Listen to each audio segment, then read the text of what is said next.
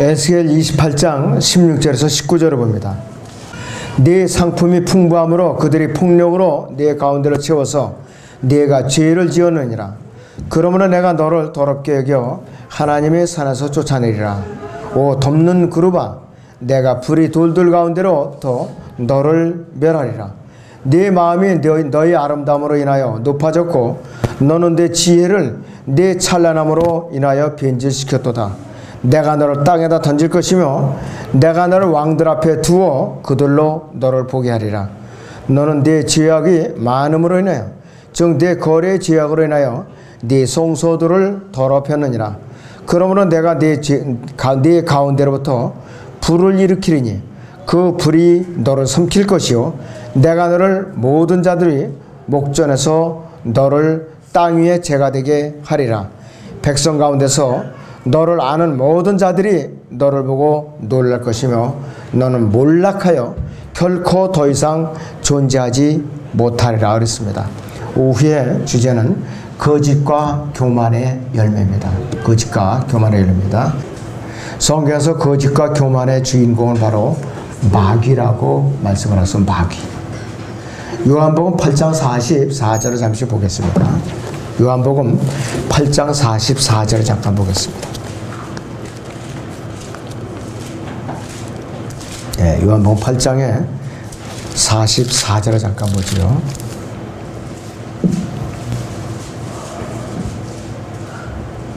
너희는 너희 아비 마귀에게서 나와서 너희 아비의 정욕을 행하고자 하는도다. 그는 처음부터 살인자였으며 진리 가운데 거하지 아니하였으니 이는 자기 안에 진리가 없음이라.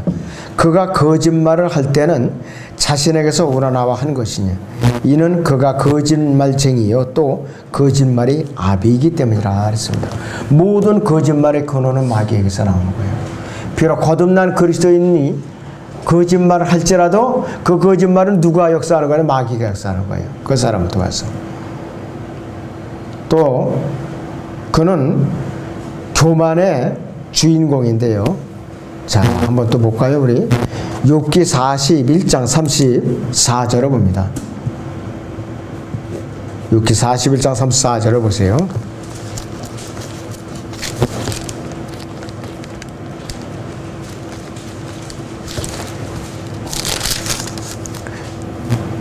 그가 모든 높은 것들을 바라보니 그는 모든 교만의 자식들을 다스리는 왕이니라 하시니라. 그가 모든 높은 것들을 바라보니 그는 모든 교만의 자식들을 다스리는 왕이니라고 하시니라 했습니다. 그래서 거짓과 교만의 주인공은 바로 마귀입니다. 에스겔 28장 16절에서 상품이라는 말이 나와요. 상품이라는 말. 킹제임스는 머천다이즈라고 그러는데 이 상인이 팔아서 이득을 얻는 수단이 바로 상품이기 때문에 상품이 풍부하다는 것은 다른 사람들로부터 취득한 이득이 많다는 것을 의미하지만은 문제는 뭐냐? 이득을 취하는 과정에서 탐욕과 거짓이 개입해서 부당한 이득을 얻어내는 거예요. 예를 들어서 원가가 100원짜리예요. 요걸 1,000원이나 1,500원씩에 팔아요. 그러면서 이거면 믿지면서 판다고. 이렇게 거짓말하는 것은 이건 아주 밥 먹듯 하는 거고. 어떤 것은 불량품을 분명히 정상적인 상품인 것처럼 팔아먹는 거. 그리고 건강에 해로운 것에도 불구하고 건강식품이라고 속여서 파는 거. 그 다음에는 부당하게 청소년들에게 마약을 몰래 팔아먹는 거. 담배를 피우라고 조작하면서 팔아먹는 거. 이것이 다 부당이득을 취득하는 행위예요. 성경적으로. 담배 사업 있지요?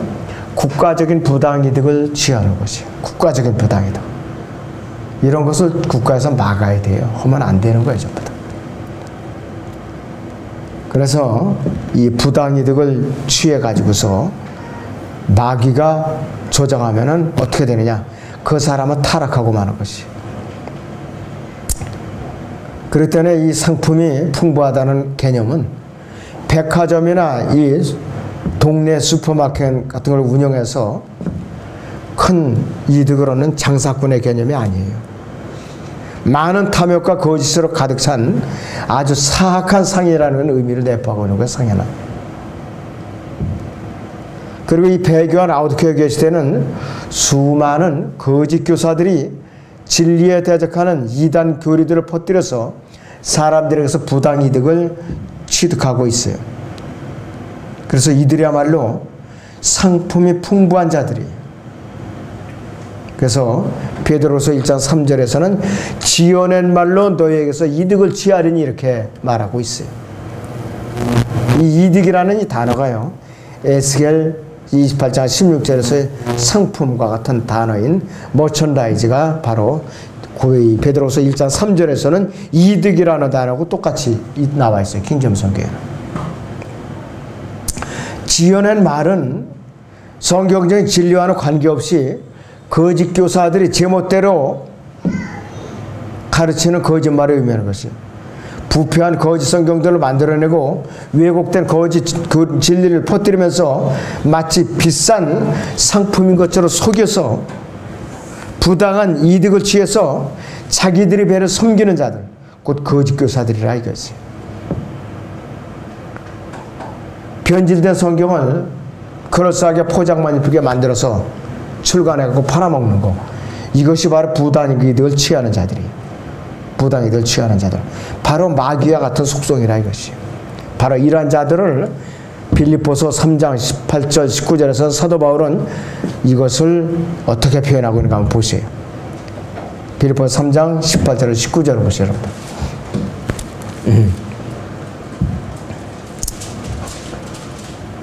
내가 자주 너희에게 말하였고 지금도 눈물로 말하지만 많은 사람이 그리스도의 십자가의 원수들로 행하고 있느니라.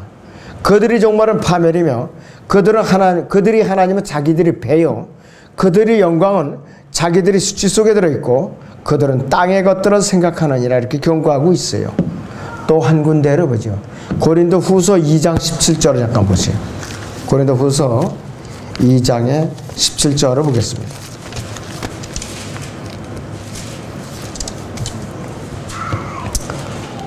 우리는 하나님의 말씀을 변개시킴으로써 이익을 취하는 여러 사람들과 같지 않고 오직 성실함으로써 또 하나님께로부터 난 자로서 하나님 앞에서와 그리스도 안에서 말하노라 그랬습니다.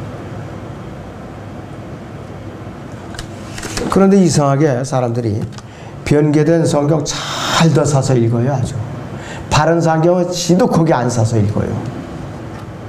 변개된 성경은 그 사이사이마다가 아주 그냥 재미있는 그런 그 스파를 많이 넣어놨어요. 여러 가지 도표도 넣어놨죠. 그림도 넣어놨죠. 또 이렇게 성경 지도도 부록도 이렇게 아주 짭짤하게 많이 넣어놨죠. 그냥 가짜 성경도 많이 사는 거예요. 또 비싸게 또. 그러니까는 몇만 권씩 팔려가지고서 돈 벌고 그러는 거예요. 과연 그 사람들이 하나님 앞에 칭찬을 받는가 이것이. 배교한 기독교의 배교한 성경으로 부당한 이득을 취하는 자들이라 이것이 바로. 그래서 이것이 하나님께서 이뻐하시는 사람들이 아니라 이것이. 결과적으로 우리를 넘어뜨리려고 하는 그러한 폭력으로 자신들이 이제 배를 채우는 자들이라 이것이. 한마디로 말하면 영적 폭력배들이 이 자들. 이 자들이 영적인 폭력배들이에요. 이 자들이 바로. 정직한 방법으로 돈을 벌어들이는 사람들은 교만하지가 않아요. 정직한 방법으로 한 사람들은. 거짓과 사악한 기만으로 돈을 벌어들이는 부자일수록 교만한 사람들이에요. 상품을 정가표를 이렇게 붙여놓고 그대로 파는 거는 큰 문제가 되질 않아요. 어쨌든 간에. 그런데 정가표를 대개 안 붙여놓고 대개 그냥 부르는 게 값인 거예요. 부르는 게 값. 또 영수증도 잘 안 띄워주려고 그래. 또 A만 하면 그냥 가시지 뭐고. 현금 영수증 하시자면 벌써 표정이 일그러져야 하면서 그냥 세금 내야 된다 이거예요. 그리고 카드로 결제하면 안 돼야면 벌써 그냥 눈을 부릅뜨고 왜? 세금을 이제 피할 방법이 있거든요. 그 어떻게 해서든지 영수증을 안 떼어주려고. 그래서 거짓과 사악한 기만으로 돈을 벌어들이는 부자들은 교만하다 했어요. 그래서 이러한 자들은 마귀의 자식들로 그들이 멸망에 졸지 않으리라고 그랬습니다. 아름다움이나 찬란함이든 지혜든 거짓말이 개입되게 되면은 교만으로 열매가 나타나요. 하나님을 대적하고 곧바로 배결이 이어진다 이것이에요.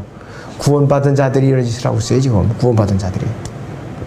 에스겔 28장 17절을 봅니다. 다시. 네 마음이 너희 아름다움으로 인하여 높아졌고 너는 네 지혜를 네 찬란함으로 인하여 변질시켰도다. 내가 너를 땅에다 던질 것이며 내가 너를 왕들 앞에 두어 그들로 너를 보게 하리라 이렇게 경고하고 있어요. 마귀 속성 가운데 가장 두드러진 것이 바로 지혜가 뛰어나요. 지혜가.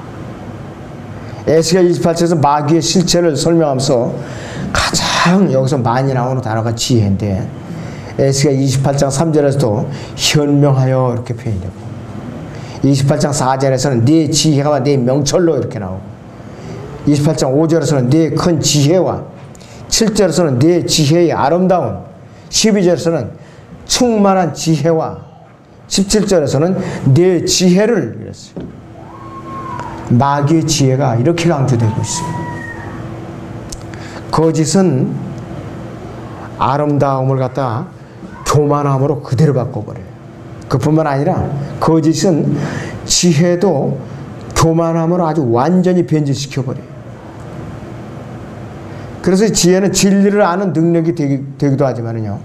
교만이 개입되어 버리면 변질되고 부패되어 버려요. 악취가 나는 지혜가 되어버린다 이것이에요. 그래서 교만은 사람을 거짓되게 만들고 그래서 이 거짓이 개입되면 모든 좋은 것들을 왜곡시켜서 변질시켜버리는 것이에요.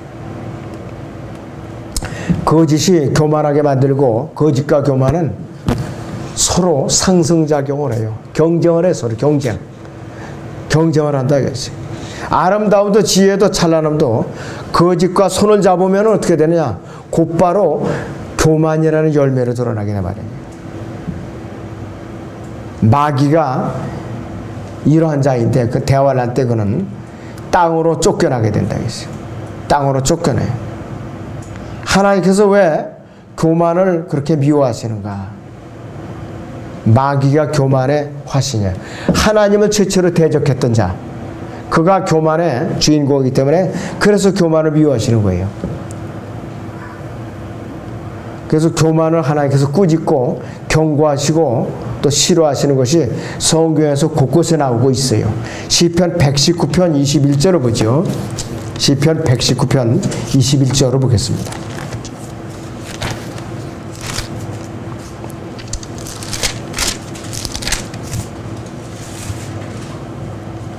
주께서는 저주받은 교만한 자들을 꾸짖으셨으니 그들은 주의 계명대로서 떠난 자들이니다 그랬습니다.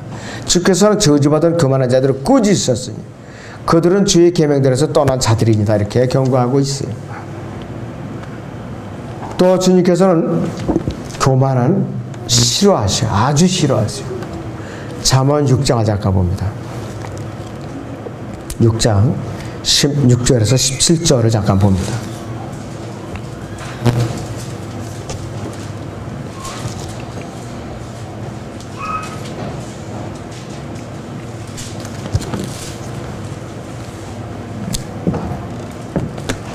잠언 6장 16절부터 이 6가지를 주께서 싫어하시며 정녕 그에게 가증한 것을 일곱이니 교만한 눈과 거짓말하는 이와 무지한 피를 흘리는 손과 악한 계획들을 꾸미는 마음과 악으로 달려가는데 빠른 발과 그랬습니다.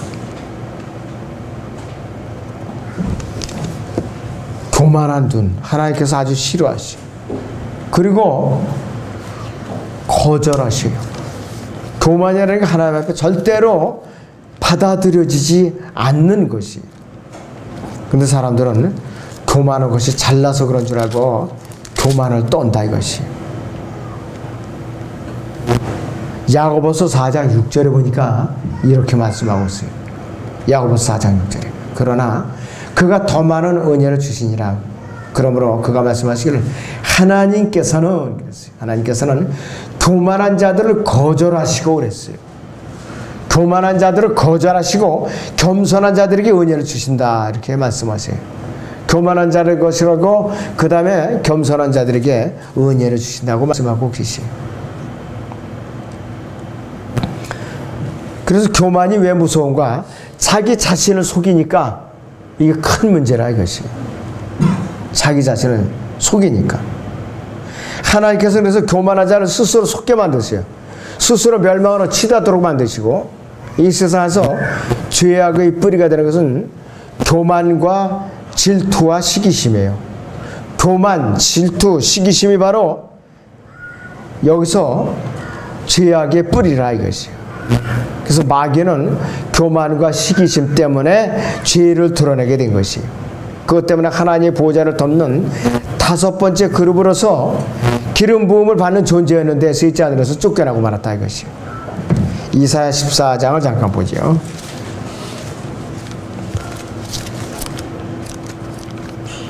네, 14장 2절부터. 오 아침의 아들 루시퍼야, 네가 어찌하여 하늘에서 떨어졌느냐? 민족들을 연약하게 하였던 네가 어찌 땅으로 끊어져 내리느냐? 대환란 때 땅으로 쫓겨난 것을 말하는 것이요. 이는 내가 네 마음속에 말하기를 내가 하늘에 올라가서 내 보좌를 하나님의 별들보다 높일 것이요. 내가 또한 북편에 있는 회중의 산 위에 앉으리라. 하나님의 보좌를 차지하겠다는 말이에요. 내가 구름들이 높은 곳들 위로 올라가서 지극히 높으신 분까지 되리라 했습니다. 지극히 높으신 분까지 되리라 그랬어요. 하나님의 보좌를 탐내가지고 시기하고 질투해서 마음속에 아주 불릴 듯 했다 이거였어요. 마음속에 질투심이 생기면은요, 언젠가는 행동으로 드러나고 말아요.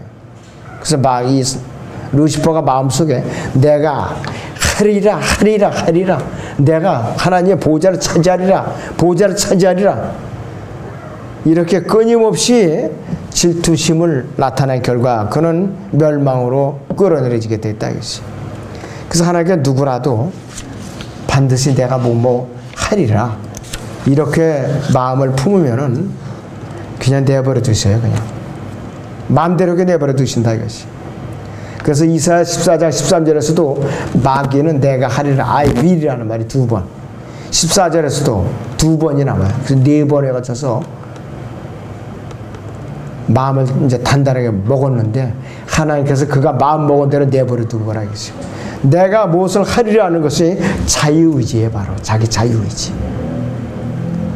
그럴 때 내가 뭐를 하리라고 하는 것은 저주의 길로 인도합니다. 구원으로 인도하는 것은 예수님을 영접하여 그분을 구세주로 믿고 영원한 생명을 얻는 것, 이때에만은 선하게 인도하죠. 그 외에는 어떤 거에도 저주로 인도합니다. 그래서 하나님께서 내버려 두시는 거예요. 멸망으로 가라고. 이 마귀가 대환란 때 첫째 하늘에서 쫓겨나서 땅으로 쫓겨날 때에 어떻게 되는가?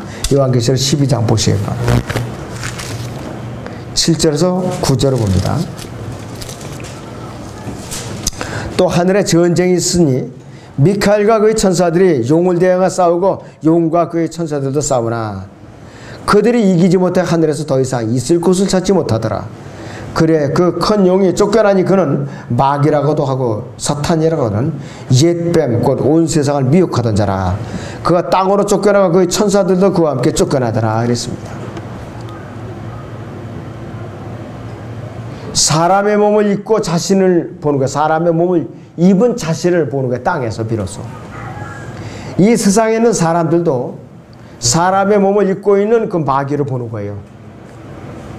이건 뭐냐? 사탄과 적그리스도와 거짓 선지자가 삼위일체가 결합돼서 땅 위에 사람의 몸을 입고 나타나는 건데 사람들이 놀라게 된다 이것이. 이사야서 14장 다시 봅니다. 16절 17절. 사람의 몸을 입은 이 마귀가 어떤 상태가?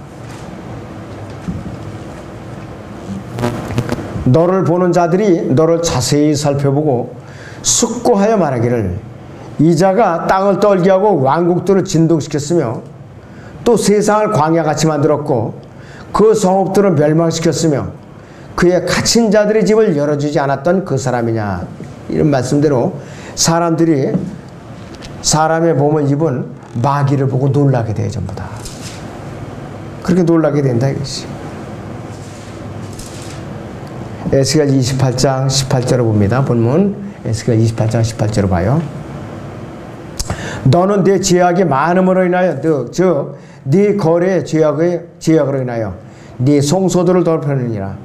그러므로 내가 네 가운데로부터 불을 일으키리니 그 불이 너를 삼킬 것이요 내가 너를 보는 모든 자들의 목전에서 너를 땅에 재가 되게 하리라. 이렇게 예언하고 있어요. 여기서 죄악을 거래에 연결시켜서 묘사하고 있는데 마귀는 결국 어떻게 되느냐. 하나님의 저주로 불로 멸망하게 돼요. 하나님께서는 그 불을 자신의 가운데로부터 일으키시겠다고 말씀하세요. 불이 마귀의 몸 안에서부터 나오는 게 불길이. 마귀의 몸 안에서 나온다 이것이. 그 불이 마귀를 삼켜버려요. 마귀는 그 몸 안에 불을 가지고 있어요. 그리고 타락하기 이전에 루시퍼는 몸 안에 악기 기능이 내장되어 있어요. 악기 기능이. 이 에스겔 28장 다시 봅니다.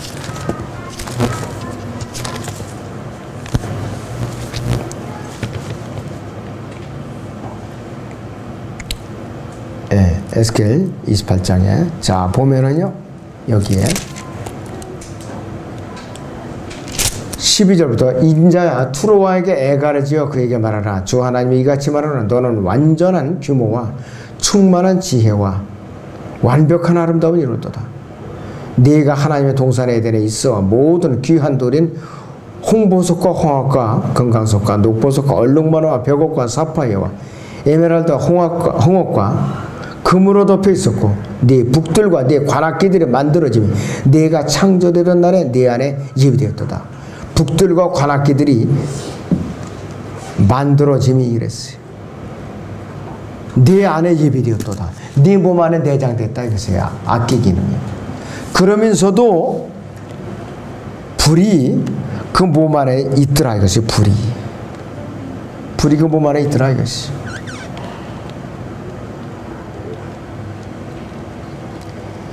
자 그러면은 어떻게 마귀가 몸 안에 불을 갖고 있는가. 욥기 41장 다시 봅니다. 19절에서 21절을 보세요. 욥기 41장 19절에서 21절을 보죠.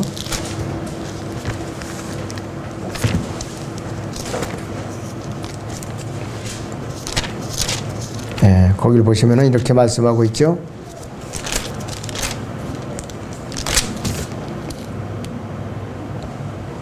그의 입에서는 타는 등불들이 나오며 불똥이 튀는도다.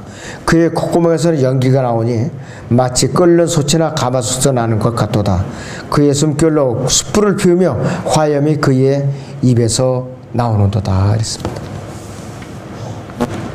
중국에서 대개 민속 축제할 때 빨간 붉은 용의 모양을 만들어 놓고 그 속에다 등불을 켜두죠.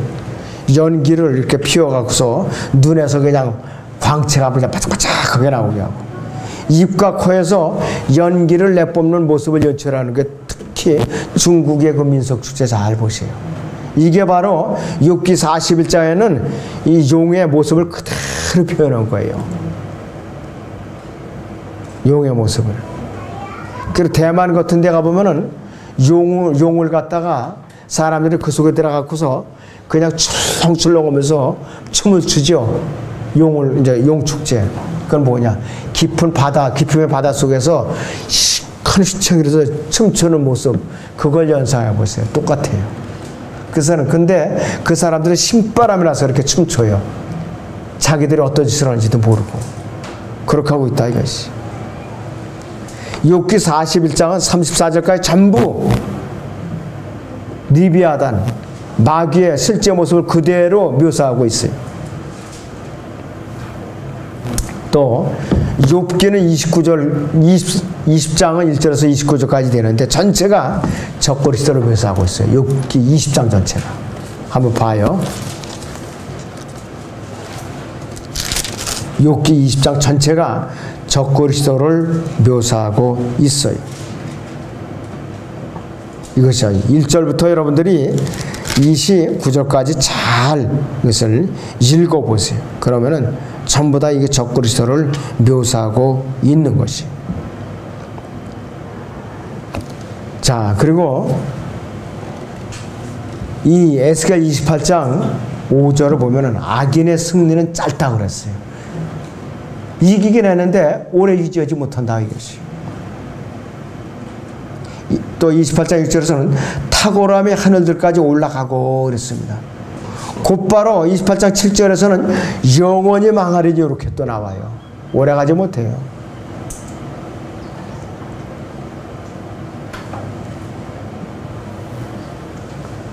아무리 그가 재물을 삼키고 있었어도 28장 23절에 보면은 하나님께서 그의 진노의 맹렬함을 그에게 부으신다 그랬어요.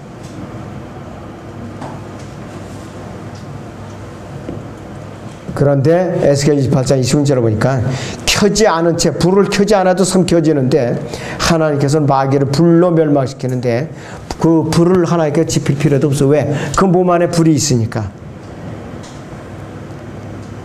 탁월한 지혜와 아름다움과 능력으로 예수 그리스도를 흉내내던 거짓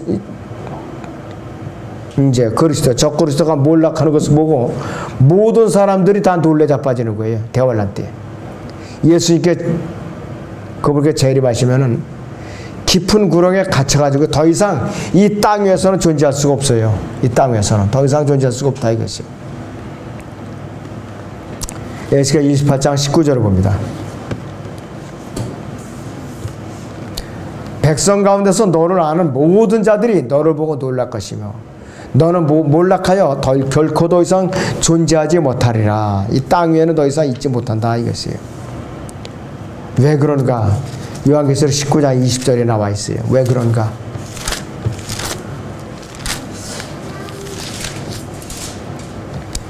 예수님께 재림하시면 아마겟돈에서 전쟁을 하시면서 그러나 그 짐승이 잡히고 짐승 앞에서 기적들을 행하던 거짓 선지자들 그와 함께 잡혔으며 그는 짐승과 더불어 그 짐승의 표를 받은 자들과 그의 형사에 경배한 자들을 속이던 자라. 이 둘이 유황으로 불타오르는 불못에 산채로 던져지더라 그랬습니다.